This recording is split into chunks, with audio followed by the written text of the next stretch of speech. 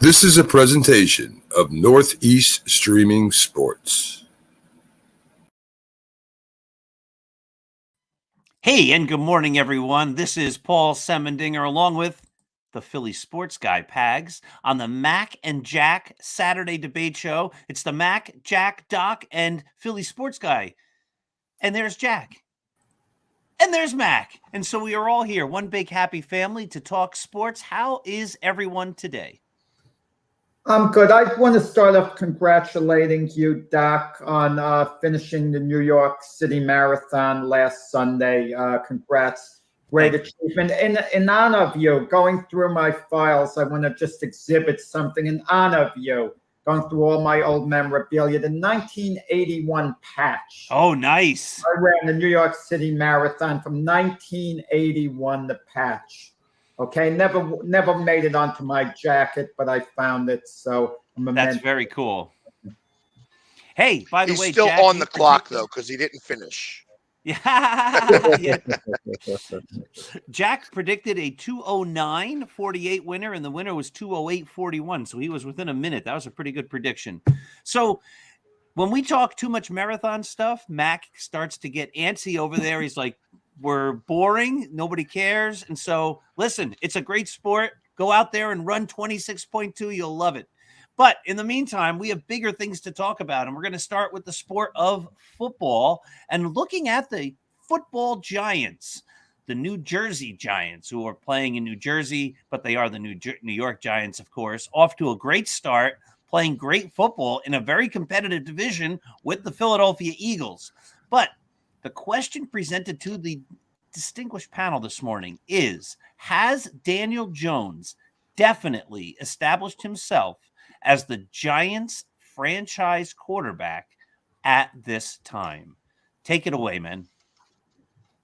Well, let me just start at the beginning of this season, if you compare Daniel Jones to Jalen Hurts, as far as both guys being a franchise quarterback for their respective teams, I think it was neck and neck at the beginning of the season. We didn't know about Jalen Hurts. Just like we didn't know for sure about Daniel Jones. But if anything, Daniel Jones maybe had a slight leg up on Jalen Hurts. But I'm going to tell you, we're well into the season. Eagles unbeaten. The Giants have exceeded expectations, being 6-2.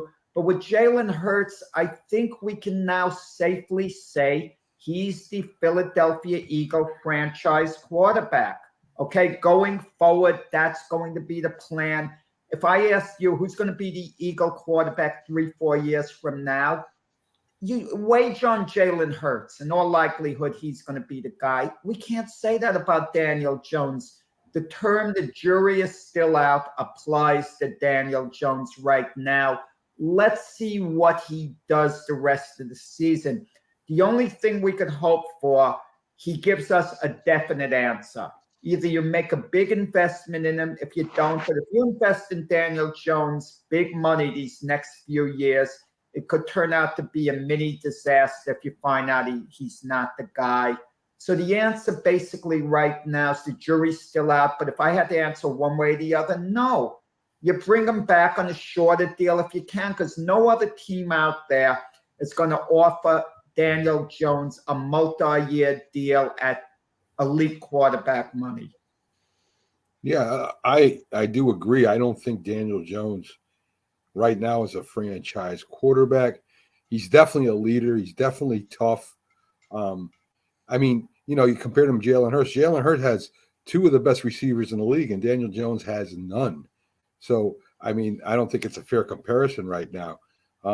I still think Daniel Jones is a very good quarterback. Is he a franchise quarterback? Probably not. But to me, as Jack said, we'll find out by the end of the year what the Giants think of him and whether he'll get that contract or not. Sign him long term. I'd love for him to be the quarterback for as long as that Eli Manning was. So, now wait a minute. I think Eli Manning won a couple of Super Bowls there, Pag. Yeah, well, again, every dog's got his day every once in a while, and some dogs. How many Super Bowls have the Eagles? Some dogs get two. So it's like I'll give that to and not for nothing. Eli Manning, was a good quarterback, but he just, I think he's he a Hall couldn't of beat Fame the Eagles. quarterback. That could be a question another day. Yeah, it is another day question, but I don't know that he is a Hall of Fame quarterback because rings are not the only statistic. But that being said, I mean, like literally, he won a Super Bowl that he wound up being the MVP for because of his defense. That had nothing to do with him, and that's fine, because you get the ring. However, you get the ring. His brother did the same thing. His brother won both Super Bowls by the defense, and really didn't have much to do with those rings. That being said, Daniel Jones, who is the person in question, I don't think he's a franchise quarterback. However, I'd love for the Giants to take him because he has the same problem that Eli does. He can't beat the Eagles. Yeah, I agree with both of you and all three of you that Daniel Jones isn't a franchise quarterback. Now, help me out here a little bit. Isn't it true that this is the year that the Giants are going to have to make a big decision on Daniel Jones at the end of this Yeah. year? Yeah. So they I either don't know that they have to make that big decision. I think that they would be able to do they put the franchise tag on him for 1 year if they didn't want to make a full-time decision on him just yet. It would mean that they would have to pay a lot more in the next year in comparison, but I think that that would give them that little bit of extra time because obviously the Giants are surprised. I mean, I guess if you ask per a man, they're not surprised at where they're at. But if you look at it in general, they are surprised at where they're at, which means that they're not going to be in the mix for the quarterbacks that are in this draft. Now, I know that this is supposed to be a deep quarterback draft, but do you want to be a quarterback when you've had a season here just this past season and that year? Well, the problem with the franchise tag, you put it on him for 1 year. Daniel Jones is making good money. You put it on him a second year, third year. If you keep putting a franchise tag on a guy, it costs the team a lot more money in the long run than signing him to any multi-year deal. That's what the problem is. And also, if they sign Daniel Jones to the franchise tag, they put the franchise tag on him, it doesn't show much confidence in your leader. You're just giving them 1 year deals and kind of moving them along. You only do that really with a veteran player who's not going to play long, not a young quarterback who's supposed to be the face of your franchise. You want to make a definite decision. You want to show a lot of confidence in him. It would be like a manager winning the World Series and you're offering him a 1 year deal.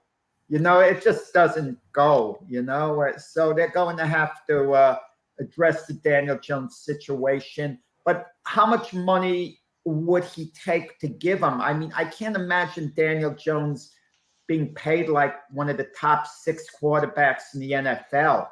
Like if Daniel Jones was willing to accept a multi-year deal and be paid like he's the 17th, 18th highest paid quarterback, maybe the Giants do it. Maybe they work along with him. But is he your guy? Does that show the right confidence in your quarterback by doing that? Does that show the right confidence in your quarterback? I don't think that does.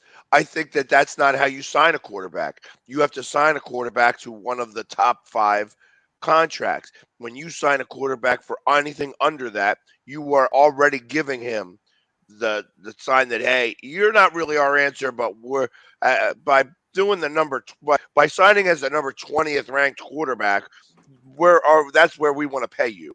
That's saying that you are, you're in the top 20, woo-hoo, but I think that doesn't do a quarterback really any justice either. I'd rather pay him for the 1 year and say, listen, hey, we're going to do this franchise tag for 1 year, and it's a show me year. Show it to me. You're going to get paid a lot of money for that, but after that, guys, it's supply and demand, okay? Let's say your guy Jalen Hurts became a free agent. Some of these quarterback needy teams would take a chance and give him a big contract like the Falcons, the Saints. There'd be a few teams that would go after Jalen Hurts really hard and maybe even pay him like he's the 6th highest quarterback, let's say, in football.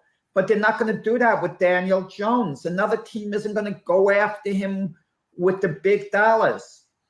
Well, listen, Daniel Jones, we all agree that he's not a franchise quarterback, but again, he is a leader.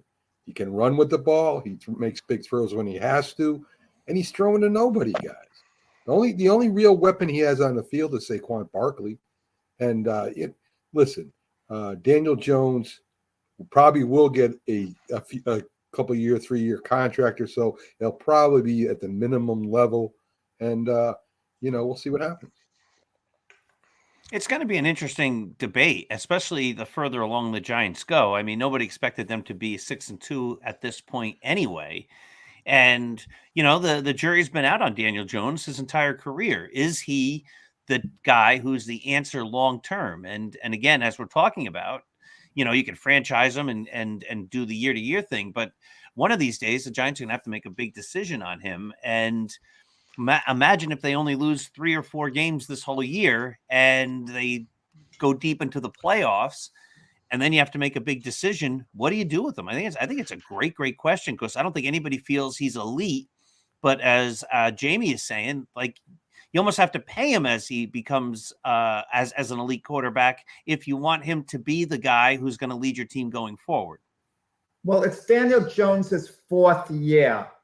He's not going to get that much better. I mean, we've basically seen him when he's been very good, and that's about his ceiling at this point. It's not like Zach Wilson on the Jets. For Zach Wilson, it's his 2nd year. Zach Wilson is still a work in progress. Okay, Daniel Jones, I mean, this is basically it. He's shown he could manage a game. He's shown he's tough. He's shown he has the potential to maybe be, and this is my opinion, guys, maybe another Jimmy Garoppolo. Maybe. Okay, if everything goes well, I could see him being maybe as good as Jimmy G. And would you say Jimmy G would be worth being paid one of the highest quarterbacks in the league? I don't think so. And he's not. Jimmy G had a 1-year deal with the 49ers this year, something like $18 million, which isn't heavy money for starting QB. Well, he also took a pay cut to stay. So, and actually it wound up being a genius move by the 49ers in the grand scheme of things, because obviously their guy got hurt. But Jimmy G isn't the answer there either, is the problem. So it wound up working out for them, but it wasn't the best answer. I mean, he wound up getting the highest backup money that there's ever been paid to a backup, minus the guy being benched, you know what I mean? But short of that, he came in, he got signed as a backup for $18 million because he took a pay cut. Yeah, and keep this in mind too. The elite quarterbacks in the league, the top guys, Lamar Jackson, Patrick Mahomes, Josh Allen, several others, they could have one really bad game and we're not phased. They put it behind us. They put it behind them, and our opinion of them isn't altered.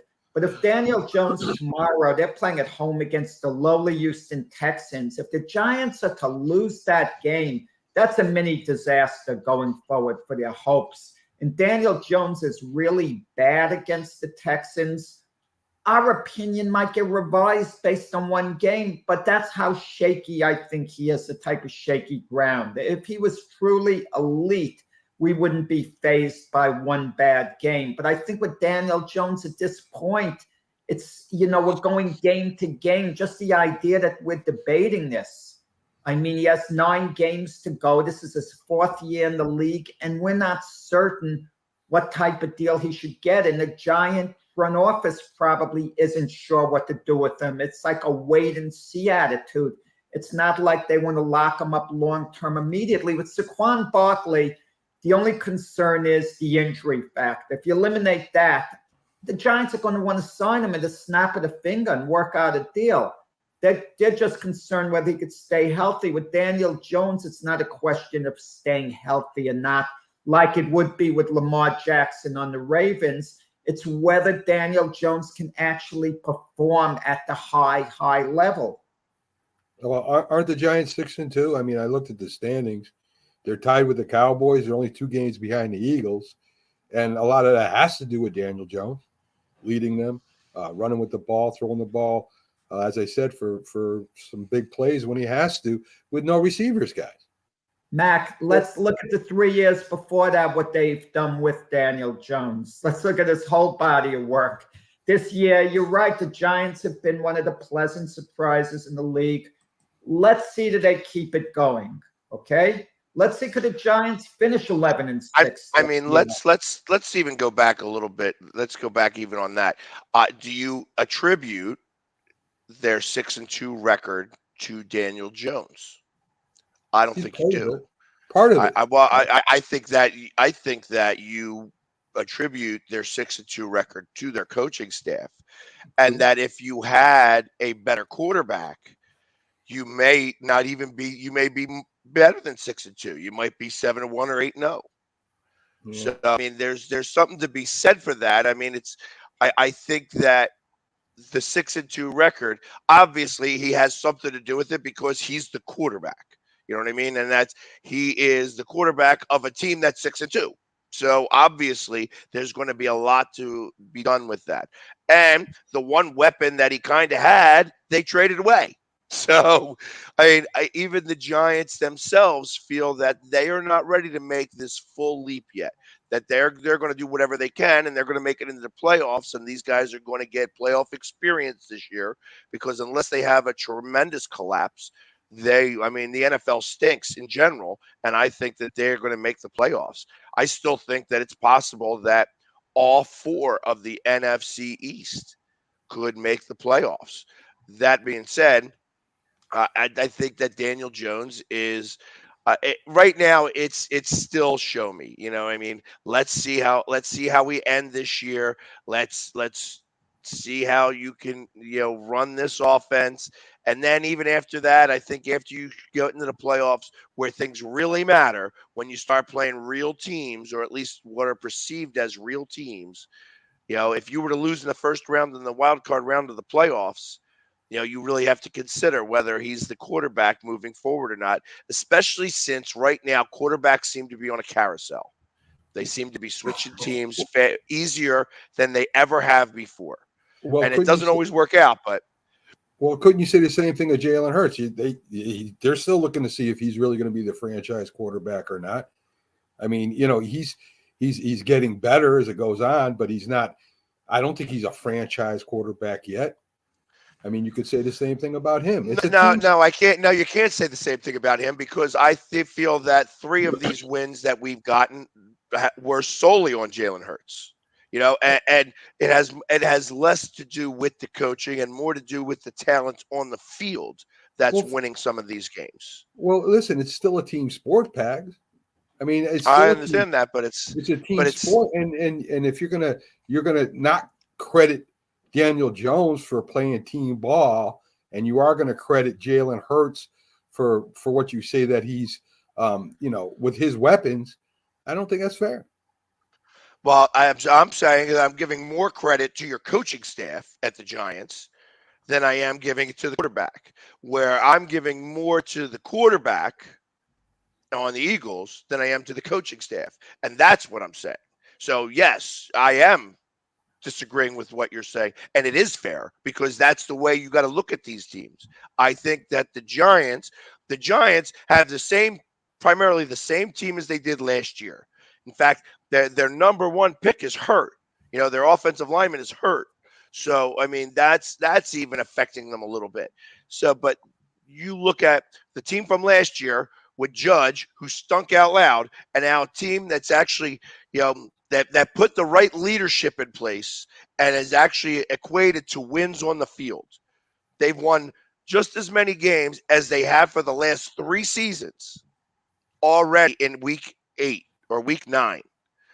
That there's something to be said for that, and that has to do more with the coaching than it does with the quarterback. Last year, we went to the playoffs. We grabbed a couple of extra weapons, and we are 8-0 now.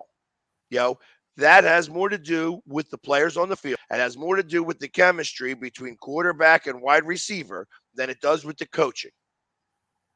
And that's a bigger deal, I think. I think that the coaches have put the Eagles in place to win all of these games. The preparation has been very key to that, and everybody's on the same page. Hey, listen, We're 8-0, but we ain't won anything yet. We have to continue to stay focused and go for the prize. Because if we want to win a championship, we can't take a day off.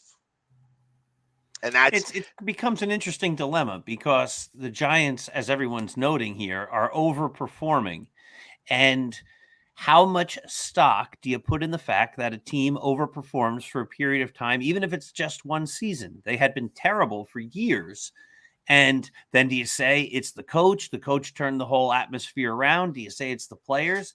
And then what do you do when you have to make these long-term decisions on some of these players? So it's going to be a fascinating thing that the Giants have to decide on as this goes forward. I mean, the best scenario for the Giants is they keep on winning, and then you have to make a tough decision regarding all this. Of course, if the Giants revert back to how they've played the last number of years, the decision might be made for you. So, hey, that was a good spirited debate here to start this whole thing off. So let's continue talking, and we're going to go to the idea of general sports. This could be any sport. And the idea is, which team in sports is the most overrated team of all? Which is the most overrated team in sports? What do you think? I think currently, okay, that's what we're talking about currently. We're not talking about historically. Currently, I think the LA Lakers, they're always in the news. The Lakers this, the Lakers that. In all fairness to them, during the pandemic, they did win an NBA title.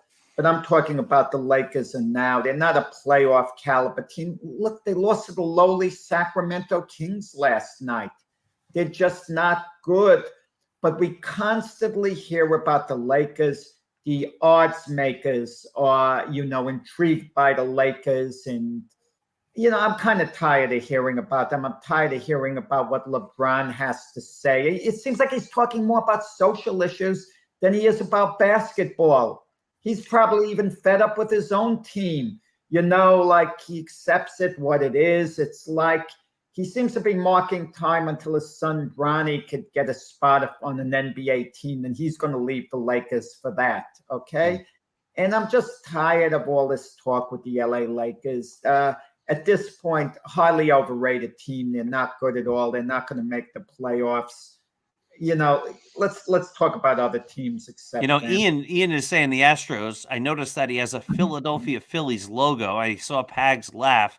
I have a feeling that's more tongue in cheek. I think the Astros are definitely proving they're not overrated. Well, I would make a mistake, Doc. Last week I said the Astros 4 World Series in 7 years. It's been 4 in 6 years. That marks them as a modern-day dynasty. Right, so that wouldn't make them overrated. Hey, what do you think about the Green Bay Packers being overrated? At least coming into the season, they've played pretty terribly. And, people still think that they're an elite team. They haven't been. Maybe we say that the Packers might be one of the most overrated teams. I thought it was a historical question when I saw it. I think I was going to go with the Cowboys. Go, Mac. I didn't hear you. I agree with you. It's definitely the Dallas Cowboys. I mean, this team was once a great team, great coach, great players, but what they haven't been in the Super Bowl in a couple of decades now, and they still think, Cowboy fans still think that they have a great team there. Not that they're playing bad right now, but they're nowhere close to what they were. So the Dallas Cowboys, to me, guys, is the most overrated team in sports, historically and today.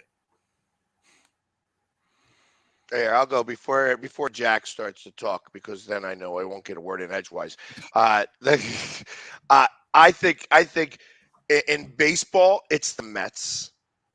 I think in football the Packers could be one of those teams that are this year specifically. But as I look at it, the Raiders, like every team that the Broncos are really more, that they were supposed to be great and they stink. And I saw that. I mean, I saw the writing on that wall. I think the Yankees even a little bit could be in that mix, as that they're showing a little bit of overrated, even though that they had 100-win season. It's just like they still have the same issues that they've had before. They couldn't get the Astros out of their head. And, Yeah, of course, it's easy for me to say as Mike went to the World Series. Had we played against the Mets in the championship series, would we have made it there? I don't believe that we would have. I thought we would have lost to the Mets in the championship series. That being the case, they didn't make it to the championship series because they didn't. They couldn't even get out of the wild card round. So there's a lot to be said for what I think. Yeah. So when you say overrated, yeah, and the Lakers, absolutely the Lakers. They are so Back, ridiculous. They're just back, LA. you're starting to sound like Jack now. You're starting to argue with yourself and bringing up all these different teams. Who's your most overrated team? Oh, I was going per sport, but yeah, most overrated right now across the board, the Mets. All right. It's interesting you're saying the Mets because, I see them not as overrated yet because I don't think people are giving them a whole lot of credit yet. The Mets are an ascending team. There's going to be a question coming up a little later on about which team is going to be the most active in the winter. And we're not going to talk about it yet, but with the free agency, an argument could be made that it might be the Mets. We'll have that discussion in a little while. I don't see them as overrated. I wouldn't disagree that the Yankees, people always say that the Yankees are a team that's always in the World Series, and they've been to one World Series in 19 years. It's similar to the Cowboys, in fact, where you and the Lakers, but the Lakers have been better and champions more recently. But you have some of these all-time great franchises that are not doing as well as they had in the past. But I'm going to stick with the Cowboys because the Cowboys, every year, America's team, everybody says they're the greatest. And again, as Mac was saying, they haven't been to the Super Bowl in decades. So any last words on this one? What do you think? You mentioned the Yankees. I mean, I think it's one World Series in the last 21 years. We've been to, the Yankees with the 2001 World Series. And since 2001, they were in 2003, remember? They went in 2003. 2003. Sorry, you're 100% correct. And 2009. And they did win it in 2009. I remember because I remember who lost it in 2009. That was the Phillies. The thing about the Yankees, it keeps getting thrown in our face how many championships they have over and over and over. And I'm even getting tired of it. Listen, and this isn't a Yankee show. I made the point on my Yankee show, and I've written on my Yankee site that if the Yankees are going to be happy with reaching the playoffs and saying we're a 100-win team or a 95-win team, that's all we're going to do, and anything can happen in the playoffs, that's great. If that's going to be what you're going to say, that's fine. But then do me a favor and stop telling me how many World Series you won. I don't care. If you're winning World Series all the time, then market that. If your goal is to do whatever it takes to win the World Series, then market that. But if you're going to say, we're going to be a very good team, we're going to win 90 some odd games, and we're going to go to the playoffs every year, but we're not there to necessarily win the World Series, then stop telling me how many World Series you've won. In all fairness, how many World Series did they win in the 40s and 50s? A ton. Doc. Right. I would have to list them out, but in the 1950s, they won the World Series in 50, 51, 52, 53, 56, and 58. So that's seven right there, or six right there. So now and they were in a couple that they lost. They lost in 57 and they lost in 59 through 1953. It makes it hard in all sports to win a championship. The playoff system is out of whack now compared to what it was years ago. The one year the Yankees were stopped after winning 5 World Series in a row, in 1954, they won 103 games. That was more games than they won the years they were winning the World Series, but the Cleveland Indians won 111. Had there been a playoff system, maybe the Yankees win the World Series that year, just like they might not have won 5 in a row had a playoff system been in effect. Correct. And I think look at your Phillies. If this would have passed, they would have just been like a 4th place team or something in the National League, or 5th place or whatever, and we would have moved on. But the Phillies earned their keep getting to the World Series. Great job by the Phillies. Kudos to them. But the playoff system now throws things out of whack in all sports. You can't compare championship now to what it was then. It was actually easier then because you go right to the championship series, and now you have all these hoops you got to go through. On one end, it's easier. if you were the first place team, it's easier because you finished in first, you go to the World Series. But if you were the second place team, then it used to be you go home. So now it's at least they have a chance, or the third place team or the sixth best team or whatever, how many ever team they let in every year because they keep changing it. But the point is, I think the point is that yes, on a year-to-year basis, you could say this wasn't our year. The Dodgers won 1,000 games this year, and they didn't make the World Series. They were probably the best team. Okay, they didn't make it. That happens. Anything can happen in the playoffs. But when there's a decade of not making the World Series, you can't keep saying, well, it was just random chance we didn't make it this year. Just random chance we didn't make it this year. Next year we might. So, all right. So good stuff there. Most overrated team. Yeah, but I just to do a little caveat on that real fast. I mean, going back to spring training, the Yankees were expected to be third in that division, were they not? It depended on who you looked at, but Jack definitely didn't feel they were going to be I thought they would definitely not make the playoffs. I thought they would go 80 and 82. That's what I predicted. I thought this was the start of a bit of a demise for the Yankees.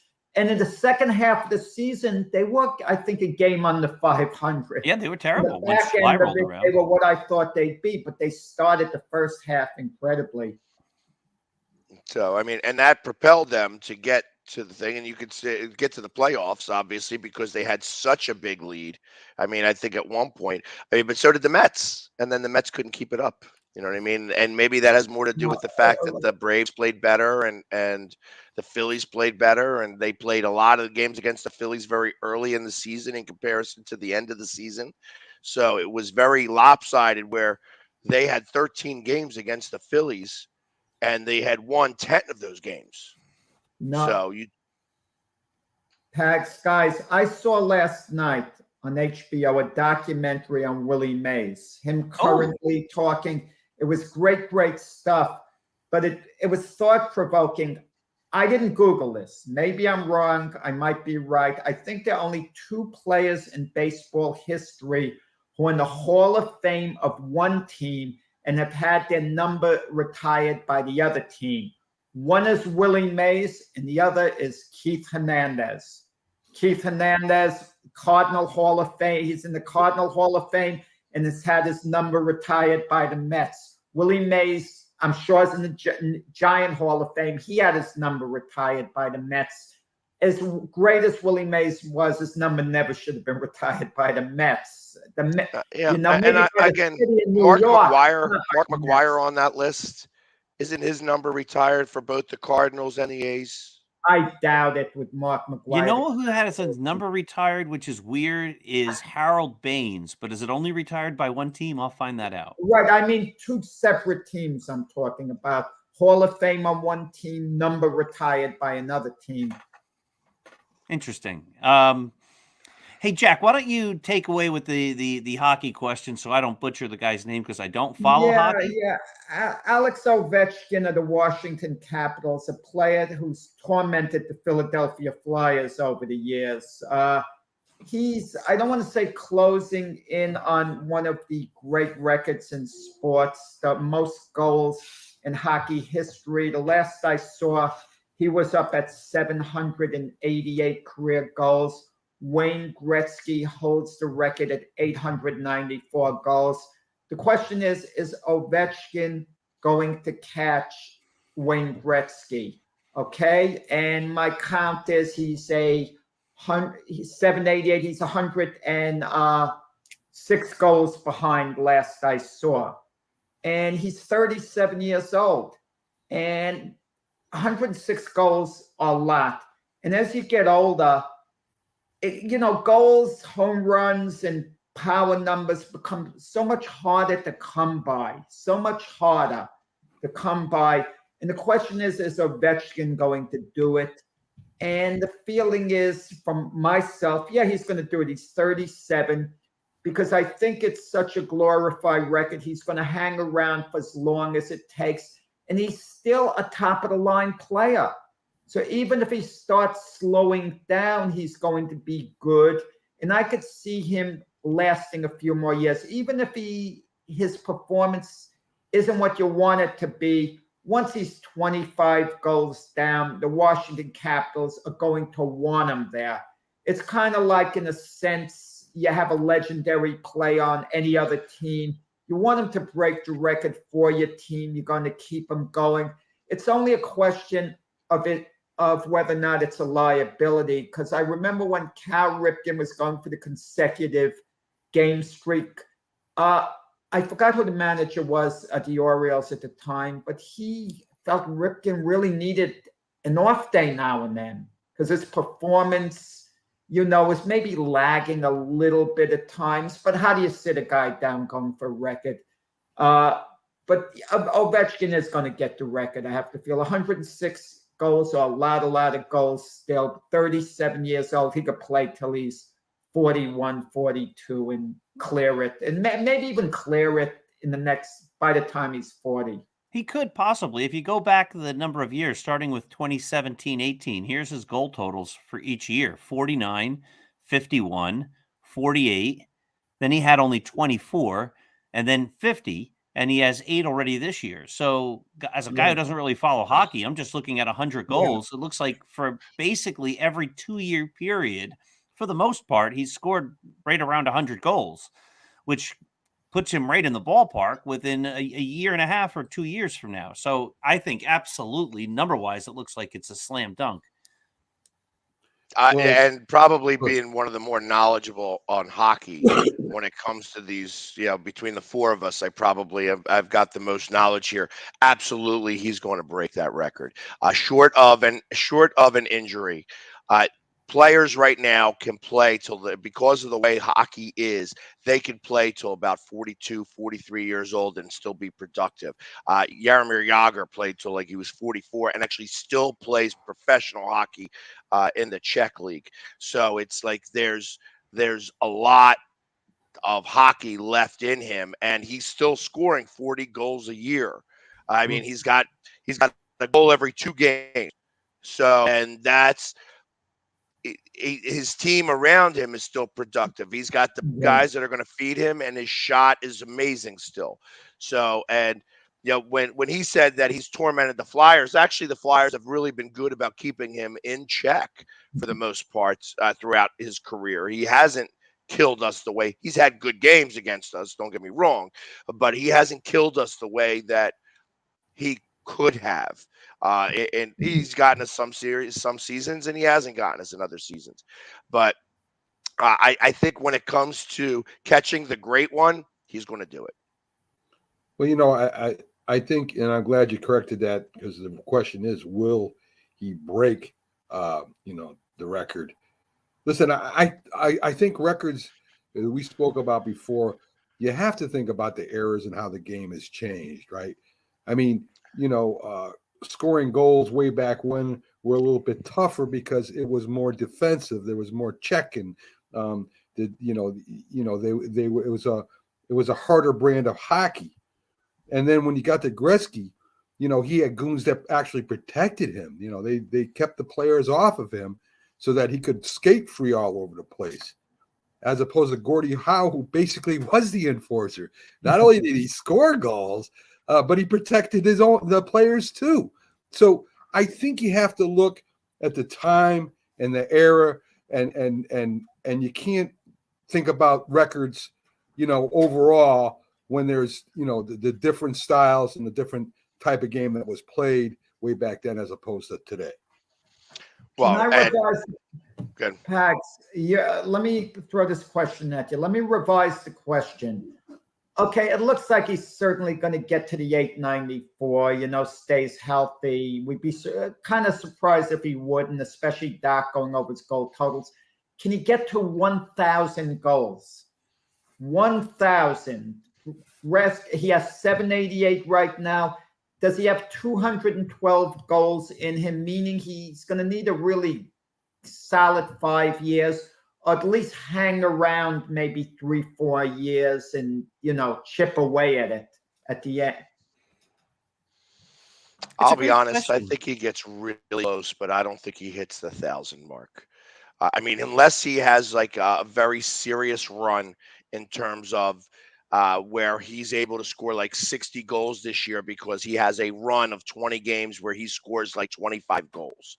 And he's had those runs before. He has had crazy production runs.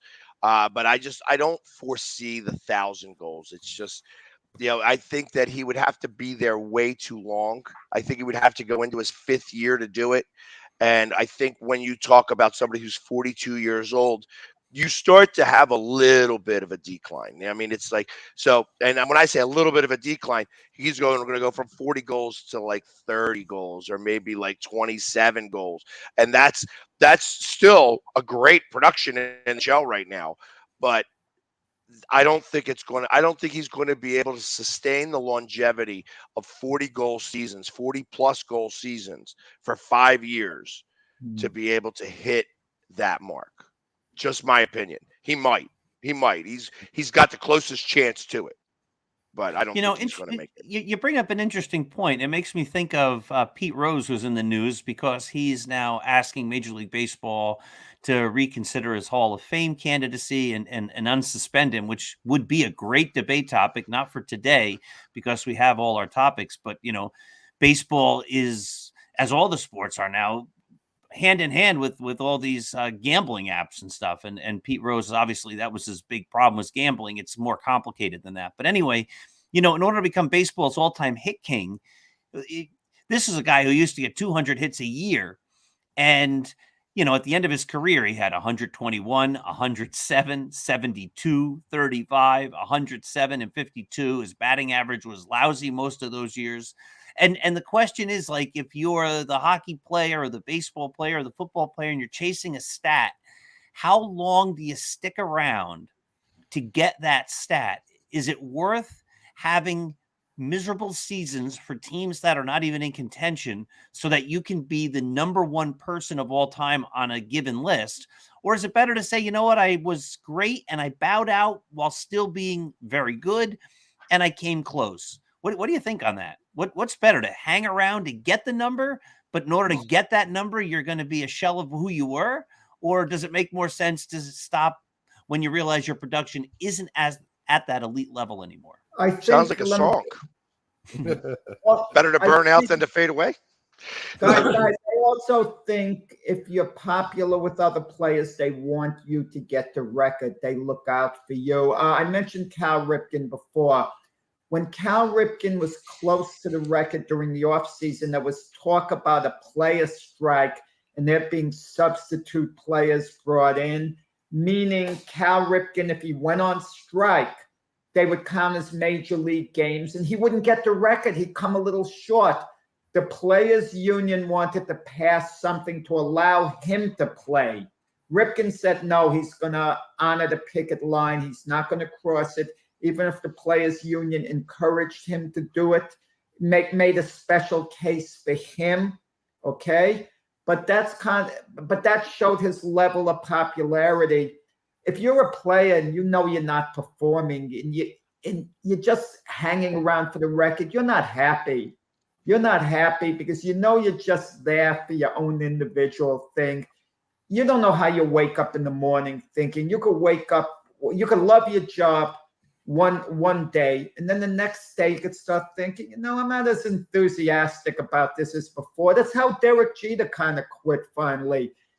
All of a sudden he gets up and he said, this has become a chore to me. It's no longer joy, going to the ballpark. It happens. I remember David Cone saying he took the subway into work, I think with the Mets at the end of his career. And the joy of being a big leaguer just wasn't the same as before. The enthusiasm level, you never know. I mean, listen, Mac hasn't worn me down yet where I don't want to do this show, but it might get to me one day. I might figure I'm on the mood to do this. You never know. Right. But if you're close to the all-time record on the Mac and Jack show list, would you stick around just to set the record, being even a shell of your former self? Well, that's what I may be doing now. How many do we have in a row, Mac? I don't know. Yeah, I don't know. It's a couple years worth. But I definitely would get rid of Jack if he started Listen, not being well. I mean, I got plenty of co-hosts to pick from out there.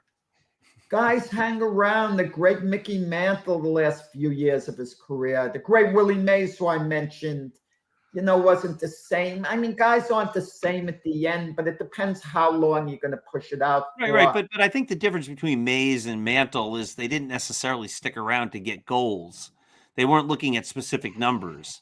So that's the question. Like, do you stick around if Ovechkin, is that how you say his name? Ovechkin. If he's sticking around to get 1,000, as you were proposing the question, like, would there be a last place hockey team willing to have him play and just go out there and keep trying because it doesn't really matter to get to the 1,000? Like, is that worth it? The difference is that he's still productive. He's no. a productive player, he's going to set the record.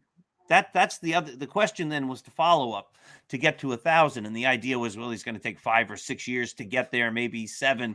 And at what point do you make the decision as a player, like, this just isn't worth it. I'm going to get 1,000 goals, but I'm a lousy player right now. So I'm a lousy player with 1,000 goals. Doc, when you're not producing, you could be close. I'm going to give you an example of a Yankee, Tommy John. I think he had 289 wins over his I think it was 288. Yep. 288. Okay. He badly wanted to get to 300 because that was the magic number. Had he gotten to 300, Tommy John is probably in the Hall of Fame. No doubt. Probably.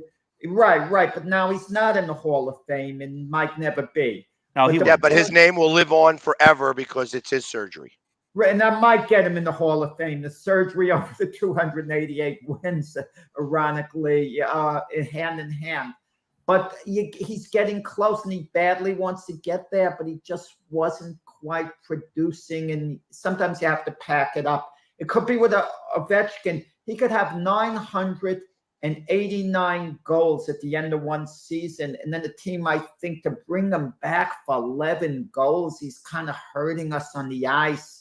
But the Capitals would have to happen. That would have to happen in like year 5. Yes, that's what I mean. He's had only he was like injury ridden, and he had like only 18 goals out of playing like 60 games. The good thing about hockey players is that like hockey players even over the age of 40 continue to play hockey. They stay that active, and if you're a hockey player, you never stop playing hockey. Like, so even if he's retired 60 plus years old, still play hockey. So, and that's a little different. Like baseball players, football players specifically, once they retire, there's not much playing football anymore. They're not even playing rough touch games. And then you have baseball players. It's like once you can't catch up with the fastball, you're done playing. That's the end of that. You move to slow pitch softball. And so, but hockey players continue to play hockey, and it's, the shifts become a lot shorter when you get older, but ultimately you're still on the ice and you're still doing it. And I think that that's a little bit of the difference there. So would a team bring him back? We did it with Jágr. Teams were clamoring for him. And he spent like a parade of teams. He had like 7 or 8 teams that he played for, where it was just 1 year contracts. He would just float from team to team, and he still was so good that you didn't care that he was only scoring like 12 goals in a season, because he was still such a good player and mesmerizing on the ice. And that's where I think that Ovechkin could, if he would come back, if he was 11 goals short, and he's not going to play for another team, he's going to finish with Washington, he would come back. Well, great stuff. Hey, you know what? We're right about at the time for our first commercial break. We're going to have lots more talk when we come back on the other side. So, hey, everybody stretch your legs or pay attention to some great commercials. We'll start off with Team AmVets. Here we go. Take a break. Supporting the needs of our veterans. That's the goal of all of us at Team AmVets. Like Mitch, Carlos, and Kevin from our Welcome Home team that brings furniture to our vets. We are Team AmVets. Or Linda from our thrift stores who brings you great bargains every day. I am Team AmVets. And John, who picks up your thrift store donations that support California veterans programs. I am Team AmVets. Visit our website or a Team AmVets thrift store to donate or shop today. Join the team!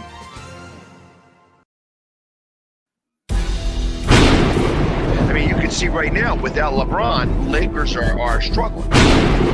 Let me tell you about a team I hate, all right? I know the Dallas Cowboy fan is here, so I had to make sure he knew how much I hate this team. I'm ready. I've often said that the people who run baseball, they try very hard to ruin it.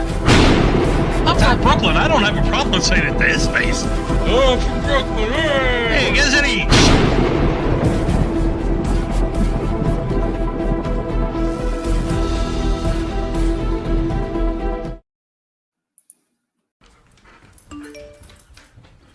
Trisha's having a sleepover tonight. Can I go? I wonder about Lucy's friends. What should I say? I know you're only 10, but one of these days a friend will offer you a drink. And alcohol at your age can lead to so many things. None of them good. So can I go to the sleepover? Lucy, I want you to promise me I something. finished my homework. Bigger promise. If there's any drinking, I want you to say, "No thanks, not my thing." Mom. I promise you, your real friends won't care. Deal? Sure. Really? I promise, Mom. They really do hear you. Did you pack your toothbrush? For tips on how to start the talk, visit underagedrinking.samhsa.gov. A public service message from the Substance Abuse and Mental Health Services Administration.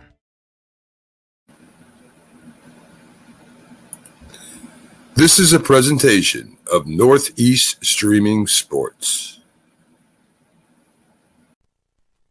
Anyone else? My name is David, and in 8 years, I'll be an alcoholic. Hi, David. I'll start drinking in middle school, just at parties. But my parents won't start talking to me about it till high school. And by then, I'll already be in some trouble. Kids who drink before age 15 are 5 times more likely to have alcohol problems when they're adults. The thing is, my parents won't even see it coming. So start talking. Who's next? Before they start drinking.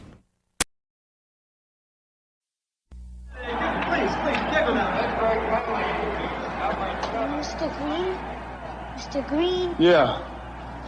You need any help? Mm-mm. I just want you to know, I think you're the best ever. Yeah, sure. Want my Coke? It's okay, you can have it. No. Really, you can have it. Okay. A Coke and a smile makes me feel good. Makes me feel nice. Be around. That's the way it should be. I like to see Hey, kid. the whole world smiling with me. Coca-Cola as life. Have a Coke and Thanks, Mean Joe. smile.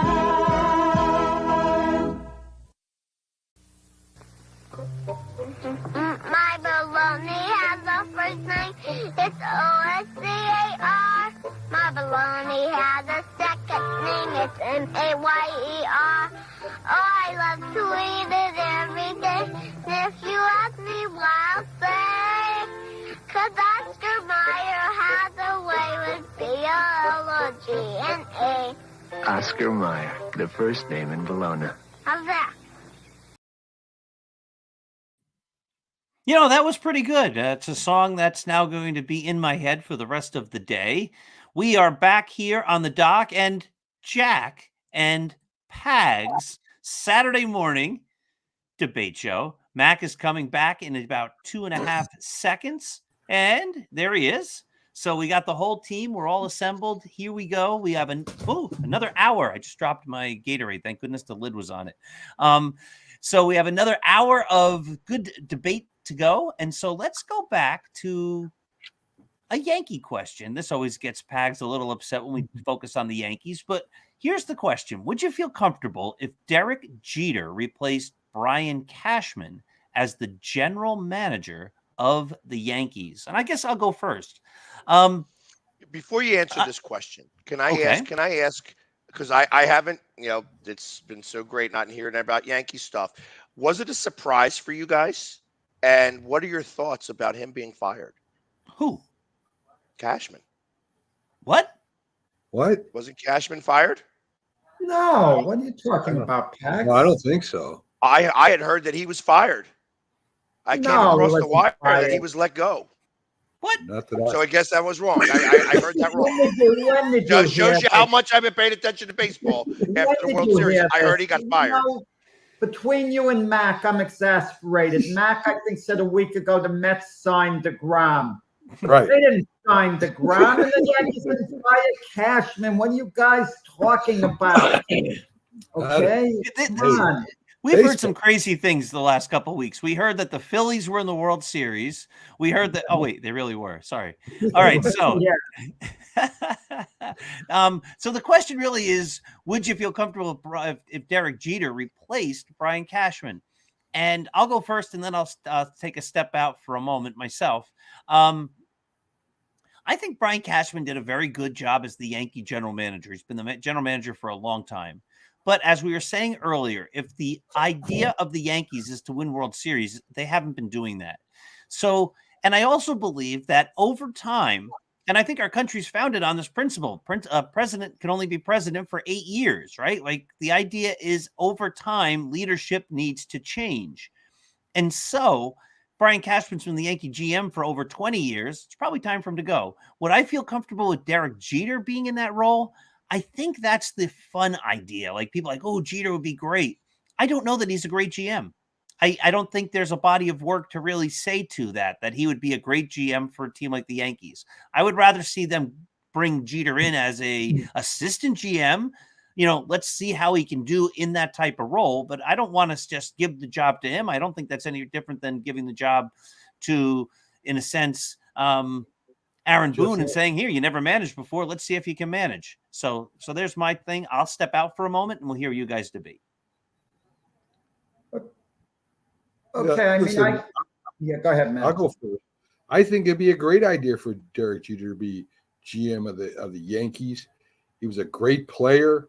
Of course, he's in the Hall of Fame. He does have GM experience with the the Marlins, and he knows he has the right personality for New York.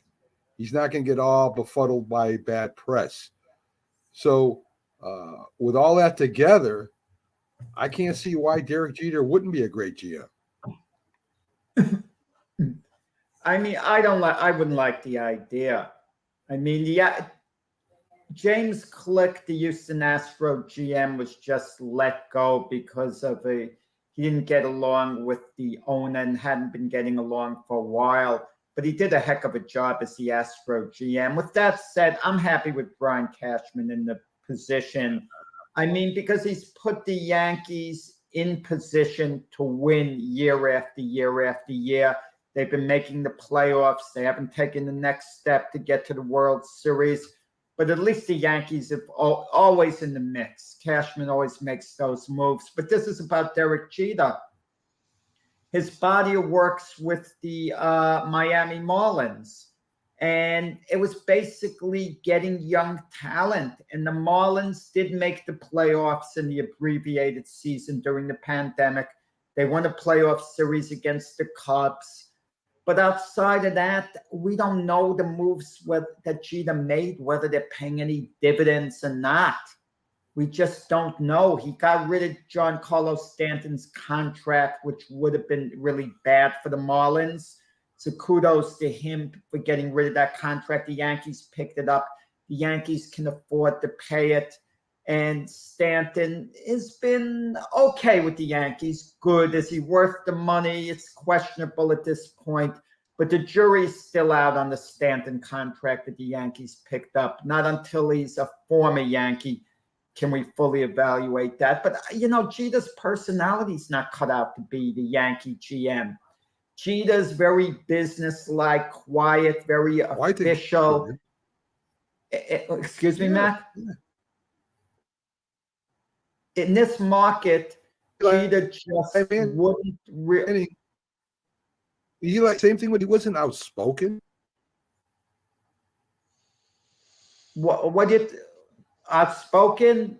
What are you saying, Mac? I said Eli wasn't outspoken either. He was very humble. I think Derek Jeter is very humble. He gave credit to the team instead of him taking the limelight. And I think anyone could manage the Yankees, Jack. Anyone could be GM of the Yankees. I mean, they got a great team. GM. Yeah, we're talking about GM. Wouldn't be a good fit as Yankee GM. He doesn't take criticism well, and it just wouldn't be a good fit. I just don't see it. Maybe as an assistant GM in some capacity. Also, Jeter at this stage of his life has already said he's putting family, full-time family guy.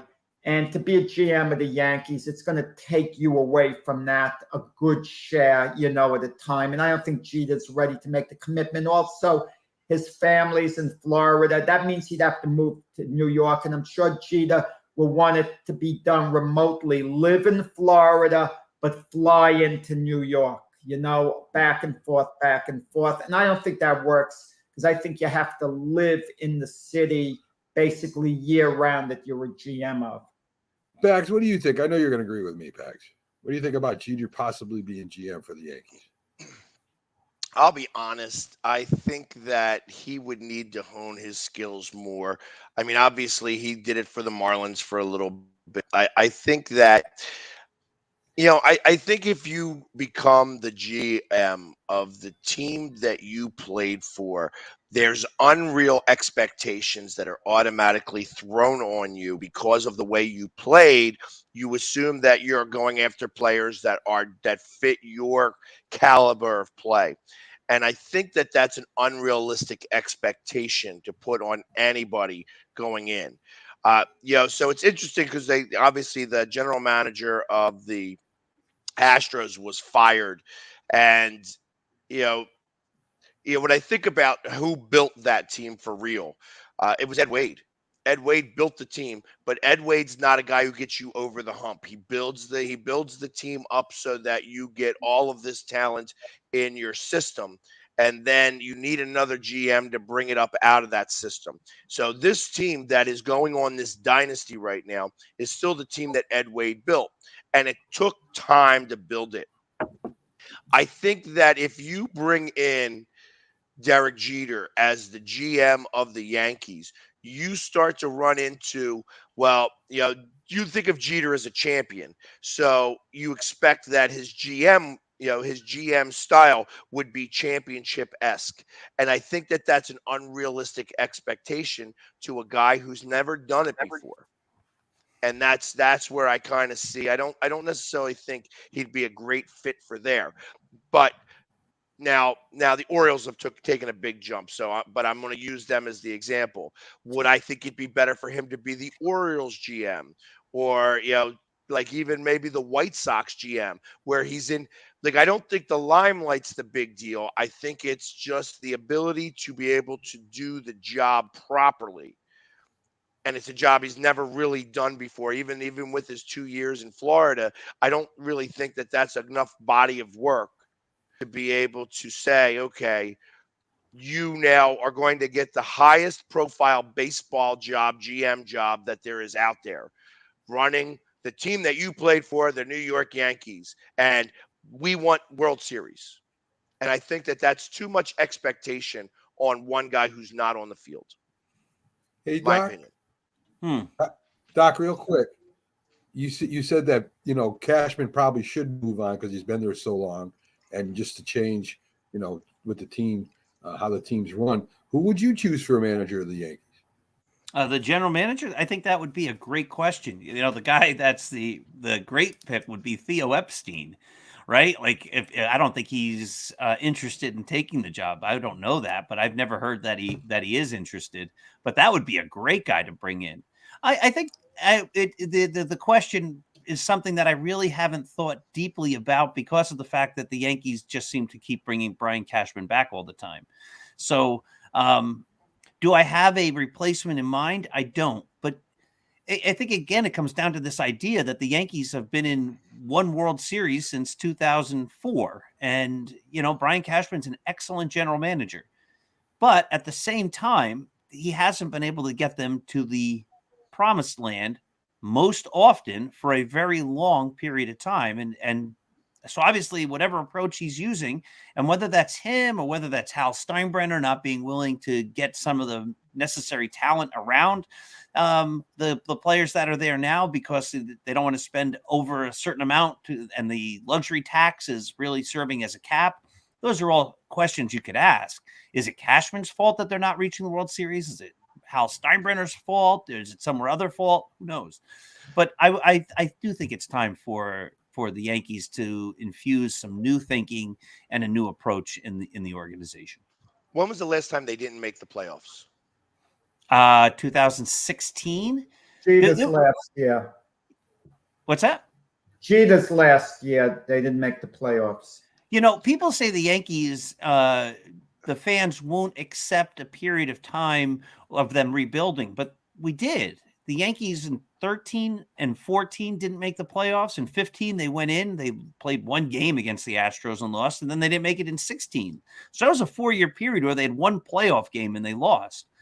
You know, the idea at that time, too, was Brian Cashman at that time was saying, I have a 5-year plan, and we're going to get the Yankees back to where they need to be, meaning the World Series. Just bear with me here. And that 5-year plan included guys like Clint Frazier, Miguel Andujar, Gary Sanchez, included Aaron Judge, of course. But his 5-year plan didn't get them to the World Series. And that's another indictment to say, like, we did listen to you. We gave you the shot, and you had a vision. And as part of that vision, you hired a manager who's never managed before or coached anywhere.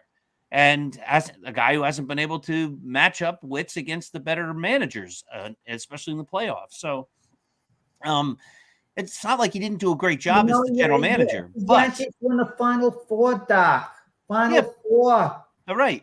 Okay. And the year before they weren't. I mean, again, I'm not talking year to year. I'm talking the 18 out of 19 years. At some point, you have to say it's not just fluke that they're not making it to the World Series. The approach somewhere has to be wrong, right? To a certain extent, I think. Yeah. It's a result-oriented business, and the results aren't there. Period. That I would agree with, and that's that alone. That alone, you know, if you're going to base it off of that, but there's a thought process in the Eagles organization that if you continually make the playoffs, eventually you're going to win the chip. And that, you know, that again, it's a matter of catching lightning in the bottle. And then you want to be able to go forward and do that. That was similar to the way the Atlanta Braves did it in the 90s. That's just, let's continually make the playoffs. Let's win the division, and let's catch a little bit of lightning, and let's see if we can get a World Series. They went 13 times to the playoffs and made it to won one World Series. So it's like there's a lot to be said for stuff like that, but also you got to be able to get them over the hump. And I think that's the problem here. I think that you need the different face to get over the hump, because the hump just is too insurmountable for Cashman for whatever reason that is. Yeah, great points. Yeah. All right. So I love when I go on a long-winded discussion and then everybody just says, I agree. I'm going to bring you guys around with me wherever I go, so that when I have these discussions, maybe with my family and things like that, everybody just says, yeah, I agree. Wait till my book comes out so that we both could be signing. Just for the record, I haven't forgiven you and Mac from the beginning of the year, Doc, for the Judge contract situation. Oh my God! Views on it. I've never forgiven. All right, so you know we could have that discussion about Aaron Judge and his contract. I think what the Yankees offered was very, very fair at the time, and I do think whoever signs him is going to regret at least the last half of that contract. And I'm not saying the Yankees shouldn't re-sign him. He's a Yankee legend, and we could talk about all that. And he sells jerseys, and he's got the judges' chambers and all that. But I don't think it's going to be a contract that people are going to be thrilled that in 7 years he's earning $40-some-odd million a year. And again, and I've said this before, nobody in 2028, when Aaron Judge strikes out in a playoff game and the Yankees lose, or he strikes out in September, costing the Yankees a chance at the playoffs, nobody in 2027 is going to say, the Yankees just lost a big game. But I'm so happy that 5 years ago, Aaron Judge hit 62 home runs. So it's all good, and walk out of the stadium happy. No one will. They wouldn't have had to pay him $40 million had they upped the offer in the beginning of the year in spring training. They wouldn't have had to pay him even $30 million had they signed him 3 years ago long-term, had a vision the way the Atlanta Braves have a vision with their young players. Oh, I won't disagree with that. They could have gotten him for $25 million, for 10 years when he was 27 years old. Kind of what San Diego did with Tatis, Atlanta, Acuna, whatever. He would end up renegotiating that contract anyway. He can't renegotiate contracts. He could listen. If he was only getting $20 million a year, like you say, and there's no doubt that an agent or whatever or another team would have been making offers or something like that, and he would have the Yankees would end up paying him more. There's no doubt about that. That they could have voluntarily extended him a little more. But no, they don't renegotiate. In baseball, they don't have forced renegotiations anymore. That's that. A player signs, he's got to live with the deal. I mean, when was the last time you heard a player forcing a trade in baseball because he wasn't happy with his contract? I mean, I can't think of one off the top of my head. No, just football. Just football. You do make a great point there, Jack, about the Yankees, had they done it and been a little bit more proactive. But again, the problem with Judge, there's really two problems in regard to his contract and his status. Was number one, he came up, had a big year, and then he was injured primarily a lot for a number of years. And he came up. See, a lot of these guys come up when they're 22, 23. He came up when he was like 26, 25 or 26. So he was already old by the time he got called up to the major leagues. And he was, relatively speaking. So that's why now he's a free agent, but he's a relatively old free agent. He's already 30. He's going to be 31 next year. So, so the question is, I can understand a team not saying when hasn't even proven himself yet, well, we're not going to give you a 10-year deal when you're 25. You're not even in the major leagues yet. No, not a 10-year deal. I hate 10-year deals. I agree with you. But that's all these other guys, Tatis and Acuna. These guys all have these big 10-year deals. I said it before the season. Judge is not injury prone. I don't want the stats. He got hit in the hand by a pitch one year that forced him to miss a lot of games. That's not being injury prone. He proved his durability this season. Switching and last playing. Yeah, he proved his durability. I'm just saying, this is turning into a Yankee show again, and Pags looks totally bored. So, well, no, I actually I want to throw an audible in the question here. Okay, my audible is, how much money is it worth it to remove years from the contract? So, in essence, you're talking about paying him $45 million a year for 9 years. Is it worth it to pay him $52 million a year for 5 years? $260 million contract for 5 years. How does any player now, and I agree with you, in 5 years' time, when he strikes out and it costs the Yankees the game or do whatever, in 5 years, they could care less that he hit 62 home runs. But they would be happy that his contract is coming off of the payroll. Now, $52 million is a lot. I wouldn't give that's too much, Pags. $52 million. Yeah, but I'm saying, but you're paying for not the longevity of things. That's what it is. How much money is it worth it to take years off of the back end of the contract? It's a great question. That's the question. Lincoln Mitchell, who writes for Start Spreading the News, proposed this when Harper was a free agent, actually, a number of years ago. He said, instead of doing a 10-year deal for $300 million, do a shorter deal, and instead of giving him $25 million, give him $50 million for like 5 years or 4 years. We'll get his best years, but we'll still pay the same amount of money, but we'll be done with the contract. nobody's really done that yet. I think that's the next big thing we're going to see in baseball contracts is you just front load the whole darn thing. Judge, you want 30 million? All right, we'll give you 50 million for 6 years. There's your or 300 million. There's your 300 million. But we don't want to be tied up to you for 10 years. And will a team, it's sort of like the Mets did with Scherzer, right? We're going to give you 40 some odd million for 3 years because we want you that bad. The question, but we don't want to be stuck with you for a long time. So the question is, how reasonable is that? And would a player take it? So great question. I think that when you start dealing with numbers like that, when you start paying somebody in excess of $50 million a year, the Players Association is put themselves into a unique type of situation where it's more longevity. They're trying to get the longevity out of the players. They want these long contracts.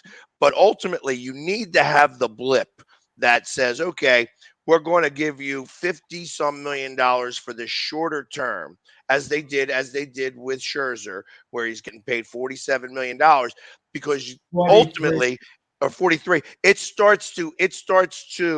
that number starts to elongate. So at that point, you gave him $43 million for 3 years. I want $45 million for 5 years. I want the $50 million for 10 years because I'm worth it.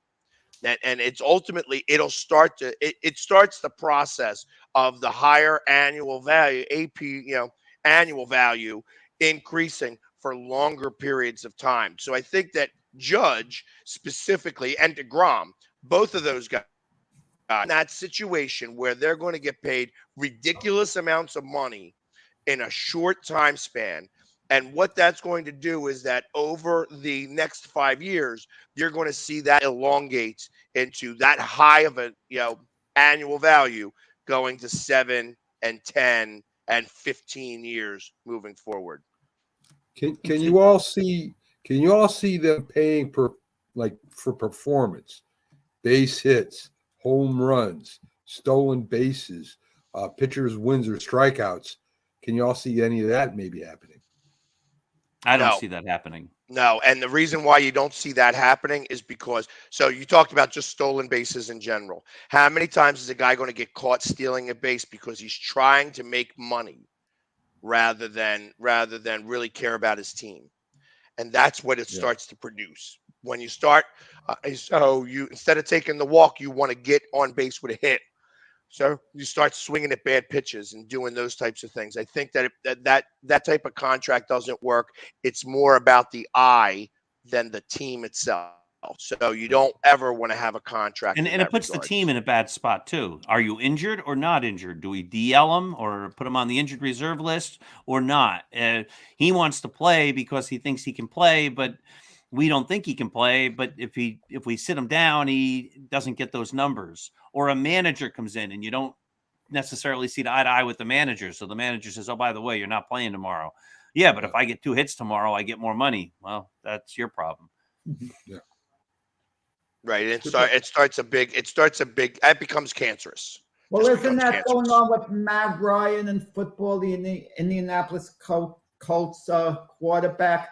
They're sitting him down, didn't you say, Pags? Because the Colts would have to pay him more money if they played him because he meets certain incentives. So they're not playing him, and they're playing Sam Ehlinger, 7th round draft choice, a non-prospect. Right. And if he gets hurt, then they're going to go right to Nick Foles. So like Ryan went from starting quarterback to 3rd string quarterback, and that's, all because of money, Now, are such a mess of a franchise. Like, they're just such a mess of a franchise. And it's, that's becoming very apparent,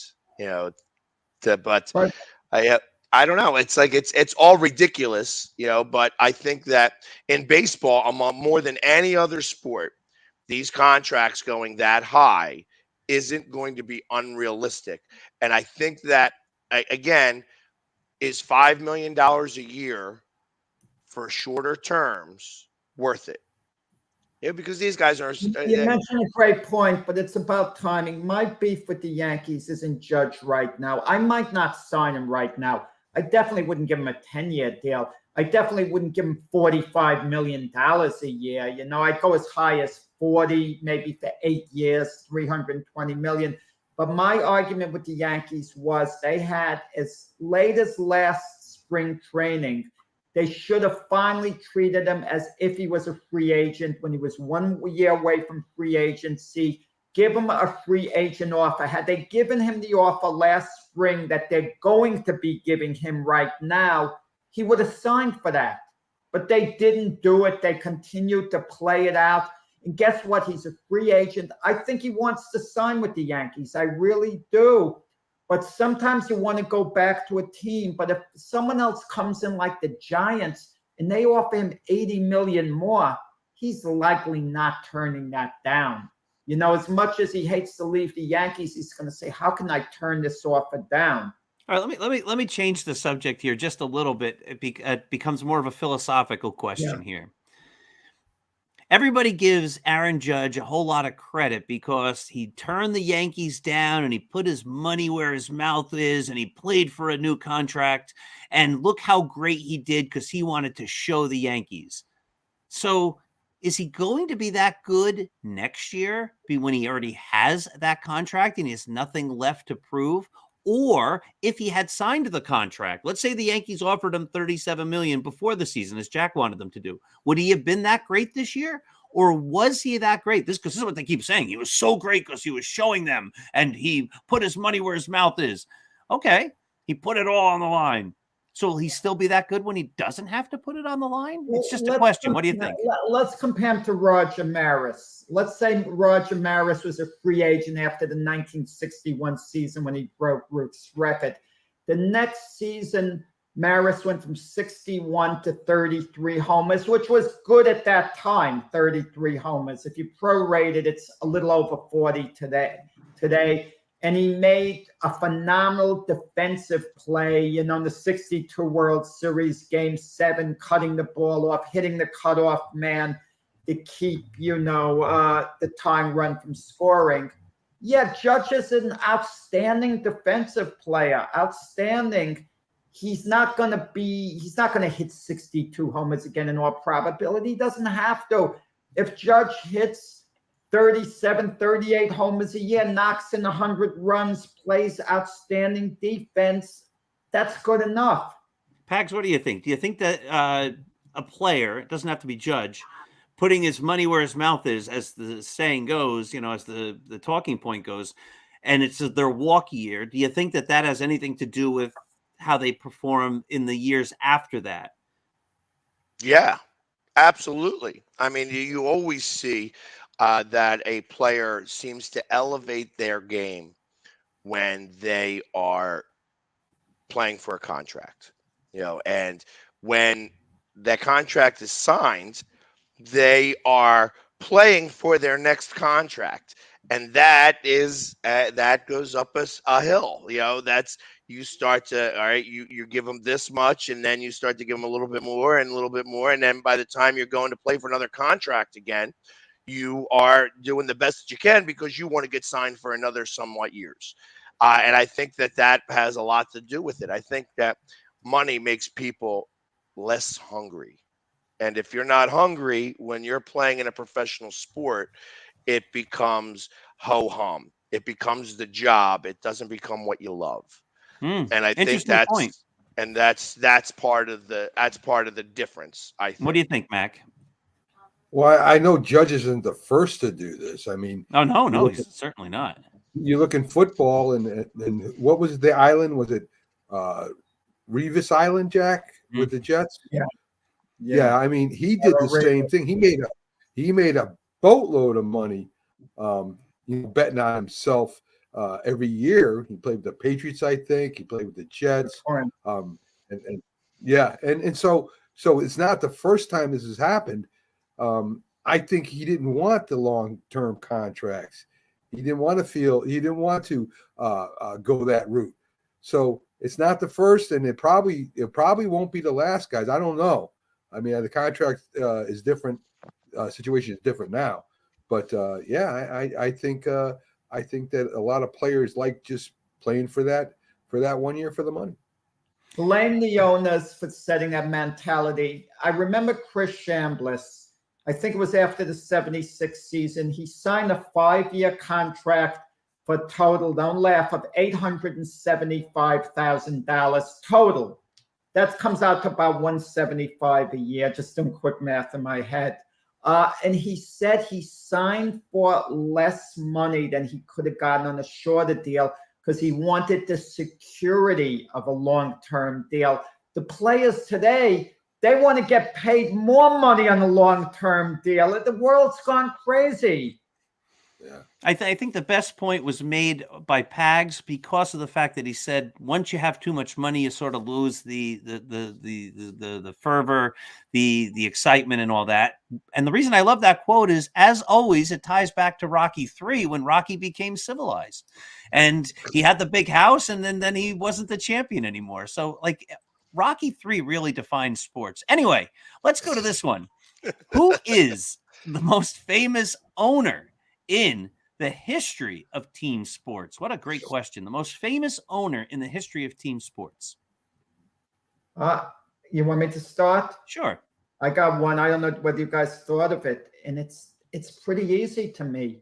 Papa Bear, George Halas. Ooh, you got me. Papa Bear, I got Mac on that one. I slipped one by Mac. Okay? Well, I got the same one, Jack. Same one. You got that? Oh, then Yes. you got it, Mac. Let's hear Mac then. Talk I about wanna hear Papa. Mac's viewpoint on that, because now I'm teaming up with Mac. Mac is truly old school. He's the most old school of all of us here. Well, I mean, compared to today, of course, everybody compares football from yesterday to today. Totally different game.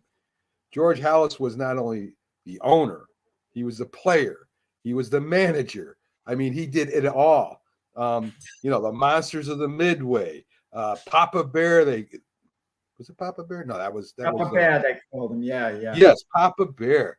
And I mean, today you could say Jerry Jones. You could say, if you want to go back with the Yankees, George Steinbrenner. But this, to me, is an unbelievable guy. He helped start football back in the 20s, and that's why I picked him for the most famous owner of all time. I'm going to go with a different guy, and you're not going to like my answer because my initial answer was Branch Rickey, and he wasn't an owner.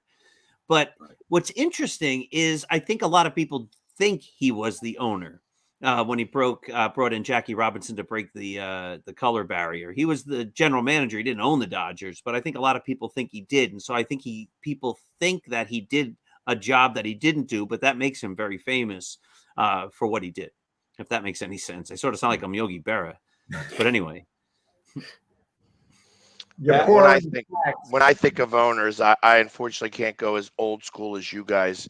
I would have to say, like, I think of, when I think of owners now, like who owns these teams, I think of infamous owners. I think of George Steinbrenner because he was the face of the Yankees, really, because he was always in the news other than any of his players. And then I think of Jerry Jones, who also, like when I went there and they were showing all of the guys who were in the Ring of Honor or got Hall of Fame in there, Jerry Jones's flag was a little bit taller and a little bit bigger than everybody else's because he had to pat himself on the back a lot more because he's done so much with the franchise. And I think that that's the problem right now is that owners that are more infamous than famous. So it's like you can think of Kraft and how he's won 6 Super Bowls. He's been to 10. Those are, I can think of Jeffrey Lurie, who's done great, but he's, again, it's, they're not end all be all. So I don't know. I think initially the first name that comes to my head when you asked that question was George Steinbrenner. And then next would be Jerry Jones. So yes, what you said, Mac, when you think about the new school, the new school is definitely much more than the old school in my regards. Well, as far as perception goes, Doc, with Branch Rickey, there's one other person who basically did what Branch Rickey did, who I think would be more well-known a little more. That would be Red Auerbach, you know, of the Celtics. Now, I don't think he was a known at all, but if you match him with Branch Rickey was known exclusively for what he did with Jackie Robinson, even though he had a big body of work otherwise, you know, a very good body of work. But we link him 100% with Jackie Robinson, the great thing he did. But Red Auerbach, if you look at the big picture, what he did, and Bill Russell swore by Red Auerbach. He loved him. And Bill Russell, you know, he took on, you know, the establishment a lot, but Red Auerbach wasn't scared to make these bold moves. Great points. Great people. Yeah, keep going. Go ahead, Doc. No, I think you could also throw Paul Brown in. Okay. I think you could throw Paul Brown in there, bringing in Jimmy Brown and I think Freight Train, whatever his name was, he was the first black guy in the NFL back then. So I think Paul Brown you could put in there too. If you guys had a choice, I'm going to throw a little audible. You had to work for one of these two owners. It could be an everyday job, not for the team, knowing their personality. They were your boss. You'd have to be in a constant communication with them. Who would you pick? George Steinbrenner or Charlie Finley? I was thinking of Charlie Finley before, as a famous owner who was as big as the sport for a while, and who probably a lot of people don't even know about anymore. Like, he faded away. Both guys were winners. They won lots of World Series. Finley, though, ran out of money and then sold off his teams. And Steinbrenner, to the end, was trying to win. Of course, he got suspended a few times along the way, too. You know what? I'd go with Steinbrenner because I'd want to be a Yankee. I mean, you were like, if you were an office worker, that's what. Yeah, I'd rather work in the Yankee offices than the Oakland A's offices. No. If you got up and yawned, you'd have a problem for 1 second. I'd go with George Steinbrenner because I think George, the other side of him, had a big heart. Yeah, maybe he did. Charlie Finley did too. I don't know, but I know George Steinbrenner, the other 50% of him, you know, was fantastic. He would go out of his way. He would harass you. He would fire you. He would send you home upset. And then you'd get home and maybe a television set would be delivered to your house because he'd feel bad. I'd go with Finley just because I would want to live in California at the time, and then, you know, he'd sell me off to another team, and then I could go to another team and see how that was. So that's nice. Great answers. All right, so this one, we're lucky we are all in different places because this is a question that could cause some ruckus among the elite people here at Mac and Jack Sports. The big debate question for the day, which could take us all the way through the next half hour. If not, we have a couple more in reserve. But which team has the worst fan base in all of sports? The worst fan base in all of sports. Which team? And it's interesting because, like, we have Jack's a big Jets fan. Some people say the Jets fans aren't great. Pags, of course, is the Philly sports guy. Some people say that the Philadelphia fans, especially in regard to the Phillies and the Eagles, aren't that great. People don't like the Yankee fans. In fact, I think Vlad Guerrero said I would never go play in New York. And there's questions about the Yankee fans booing, during the playoffs, saying that people don't want to come play for the Yankees. So it's interesting. We've got a lot of our favorite teams here that could be in the running for the most obnoxious fans or the worst fans. So I'm going to sit back and let you guys answer this one. Who's the worst fans in sports? You know how I look at it, guys? I look at it, if a fan base is indifferent, those are the worst fans. The worst thing you could do to players is just not care. I mean, players like showing up to the stadium. They like playing the game. They like some type of reaction. Think of how boring World Series crowds are compared to years ago when your whole fan base could attend. Now it's corporate, this or that, even though it seemed pretty loud in Philly this year. With that said, I say the LA Ram fan base. They're terrible there. You watch an LA Ram game, you hear cheering for the other team. There was one game this year that was played in LA. I heard a lot of cheering, and I was under the impression the Rams were the visiting team till I realized they were the home team. And I go, like, what? You know, it's a terrible fan base. Even Jim Jeffcoat, who does the Sunday show with us, was saying, what a bad place to have to play, you know, when you don't have your fans behind you at all. So I say the LA Ram fan base. Pags, you go around and visit a lot of teams and been in a lot of stadiums. What do you think? I think LA in general, you take away the Lakers, and LA in general is non-existent of a fan base for their team. I think you can go to Miami and talk about really how Miami is, again, a wishy-washy fan base for their teams in general.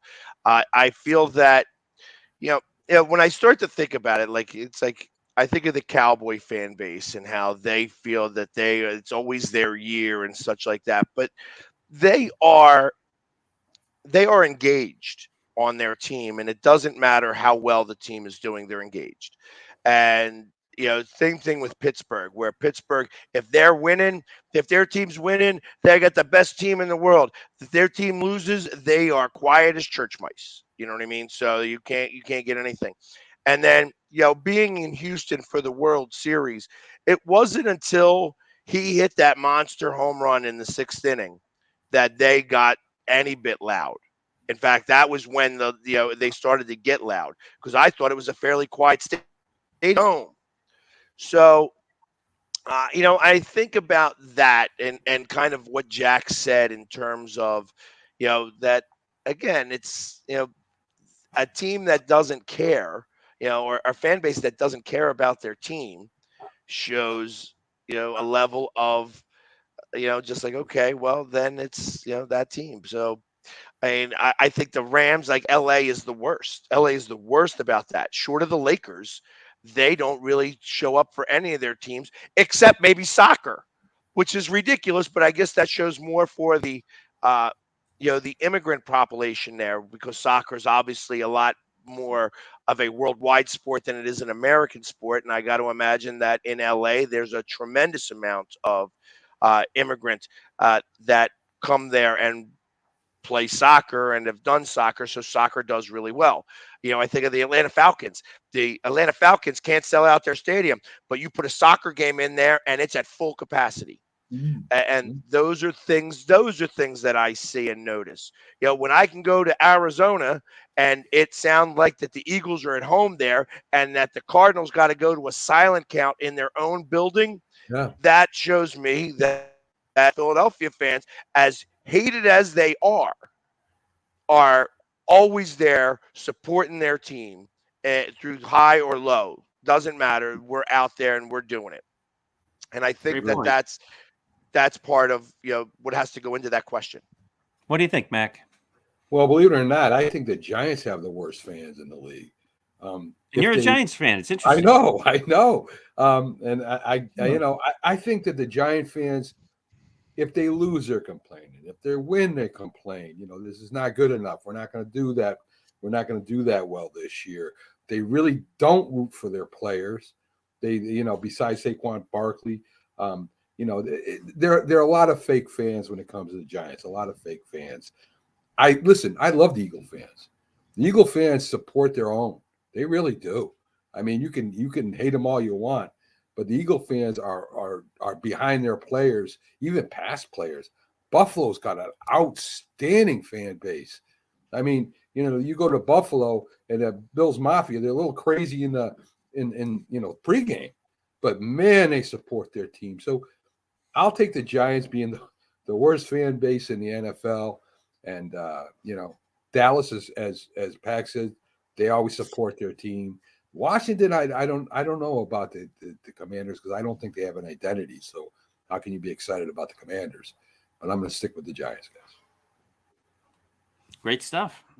All right. I think we have one last question. I always have a couple in reserve just in case, but we have one on the distinguished list provided to us by the distinguished Jack Hirsch. Here it is. Which baseball team do you think will make the biggest splash during the offseason? I'm going to tell you, Doc, you and I on board with this. I was searching.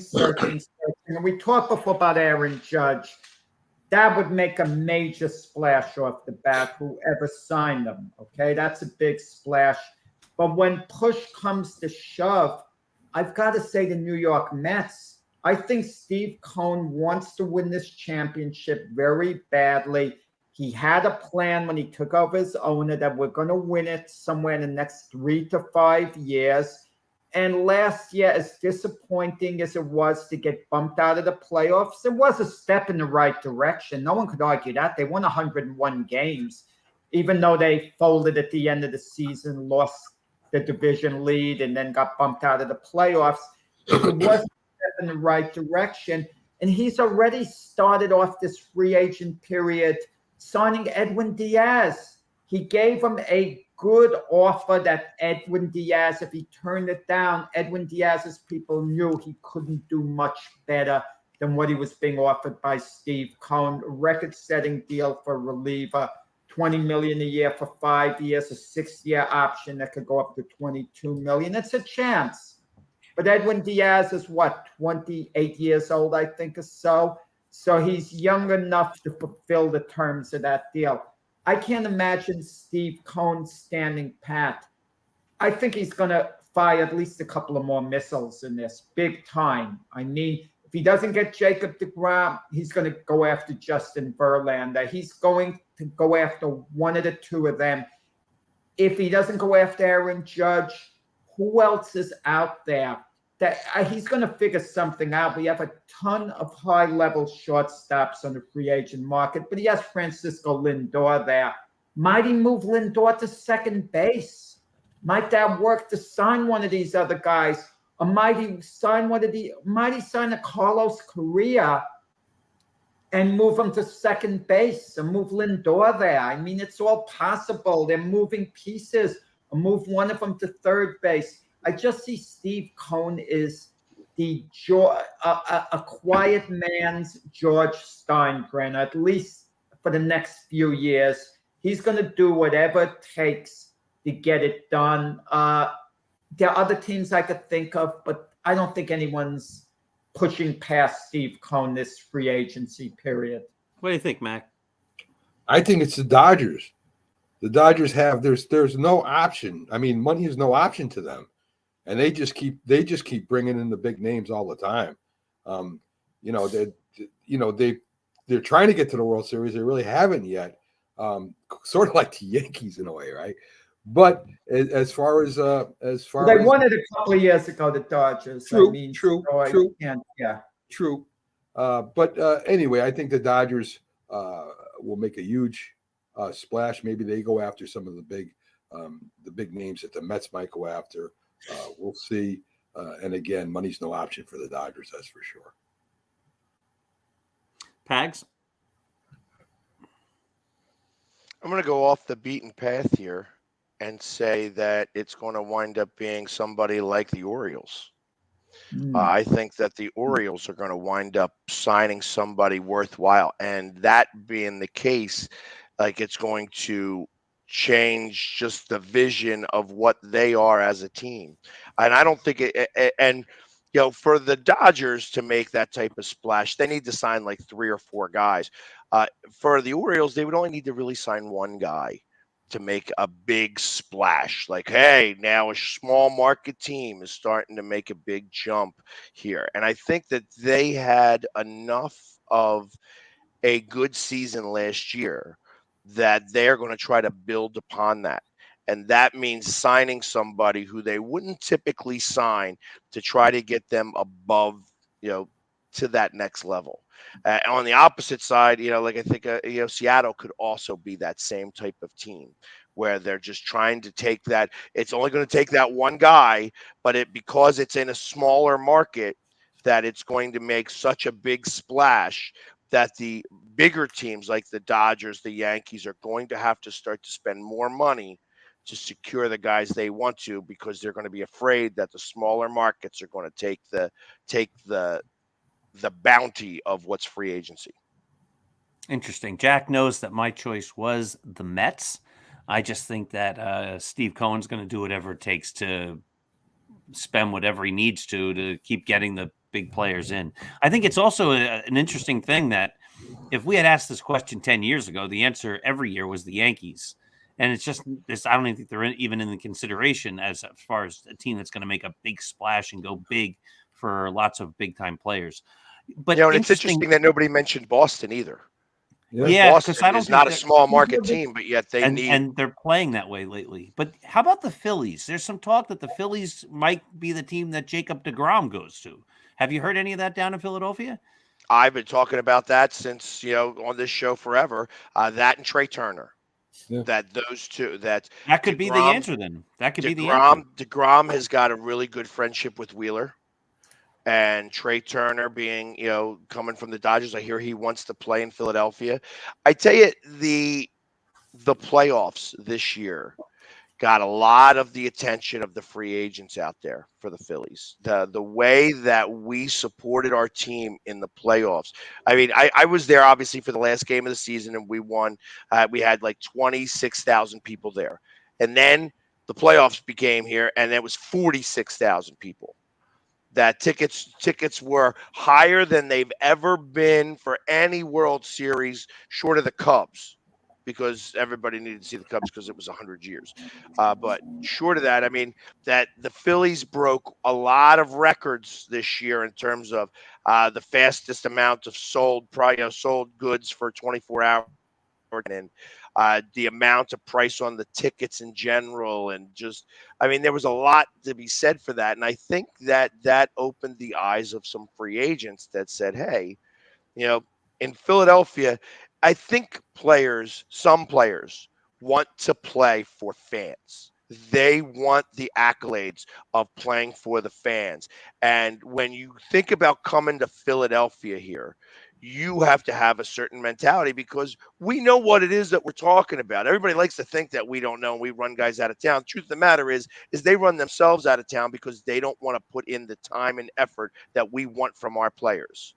We want winners. We want guys that work really hard at their craft, and they have to prove it day in and day out. My motto in myself is I bring it every play of every game all day, and that's what we want from our players. We want to see them succeed, but they have to be able to put in the work to do it. And if they're working hard and not succeeding, we are okay with that, because we know that they will get better because they're putting in the time, and you have nowhere to go except up.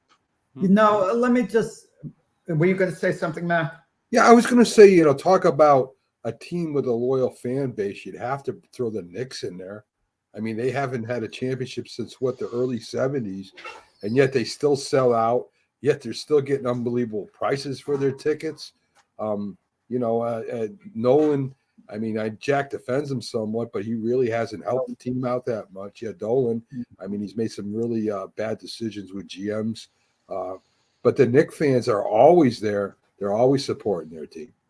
Yeah, no, definitely. No, but getting back with the free agents and teams in baseball who might make the biggest splash, you got to look at the history. Pax, I don't understand you mentioning the Orioles. It's a bold move. I give you credit. But look at the history. They let Trey Mancini go this year.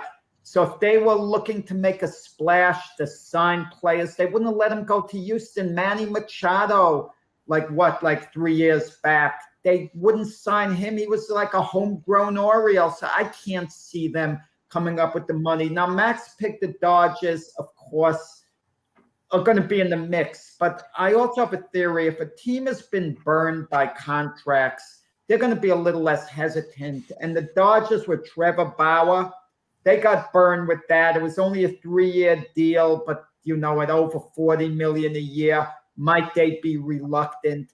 I don't know. With the Red Sox, you mentioned them, Pax, Bogarts. They're not looking to give him this crazy 10-year deal. Kudos to the Red Sox for that. But if they're willing to let maybe their most popular player go, I mean, it kind of tells you a little something. And, we just don't know. No one mentioned the Giants. They've been linked to Judge. And the Giants claim they have the money for competitive offer. You know what I think is going to be revealing to see? Anthony Rizzo. He's the type of player that would have any team win. Is any team looking to make a splash? Sign Rizzo to a 3-year deal. That's what he's looking for. Give him $18 million a year, and you can have Rizzo probably. $55 million for 3 years. You could sign Anthony Rizzo, I think, right now. That's my feeling. That's making a splash. Justin Verlander. That's making a splash. We're looking at the names kind of like at the top. We're looking Judge and DeGrom. I guess Verlander's a name at the top. But all these shortstops and the Texas Rangers, I mean, they've shown that they're going to spend crazy money, and they've been linked to Jacob DeGrom. Might they be willing to really give him like a 5-year deal, like $43 million a year, take a chance, with his injury history? I don't know. What's a safer bet, guys?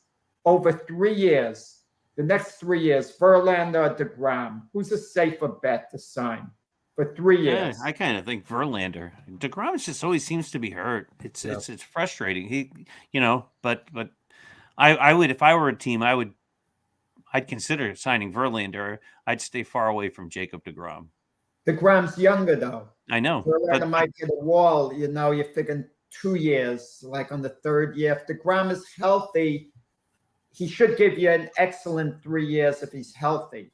That's always the big question. We have 10 minutes left here. So let me just present a question out of the blue. I saw this one, actually talked about it with EJ on the Start Spreading the News show on Monday nights, which comes at 9. The great show Gloved Fist comes on at 7. That's hosted, of course, by our very own Jack Hirsch. What